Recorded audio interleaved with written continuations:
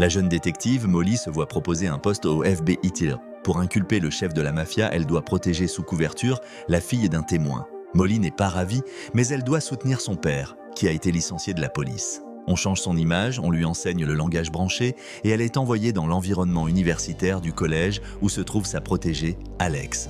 En montant sur un camp d'enfants, l'espionne gagne la confiance de l'étudiante qui garde un pendentif de là-bas. S'adapter à cet environnement glamour s'avère difficile.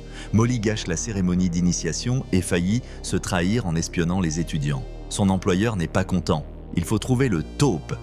Mais il n'y a aucune piste, à part le professeur suspect. Cependant, elle parvient à entamer une romance avec un charmant étudiant. Le collège est un lieu où deux communautés s'affrontent, utilisant tous les moyens possibles. Des gaz lacrymogènes au lavage de voitures en sous-vêtements. L'agent sous couverture fait chanter le professeur avec des photos intimes et arrache la victoire pour son équipe. Bientôt, en apprenant que son cavalier se fait passer pour quelqu'un d'autre, Molly l'attache à un radiateur et part à la recherche de sa protégée disparue. Elle découvre des preuves du double jeu de son employeur. Elle subit une attaque, mais le criminel ne fait que lui prendre son arme.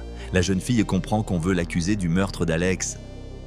Elle met en alerte toute la communauté des sœurs. Les véritables agents du FBI interviennent, mais ils sont neutralisés par une arme sonore. Molly, sa protégée, et une autre étudiante sont prises en otage, menacées d'être explosées dans la voiture. Les tentatives de leurs amis pour les sauver échouent, mais le criminel s'évanouit, frappé par des substances interdites ajoutées à un spray de gaz par l'une des étudiantes. Elles sont toutes libérées et Alex remet aux agents une clé USB avec des preuves cachées dans son pendentif. Molly refuse l'offre de travailler au FBI et décide de rester au collège.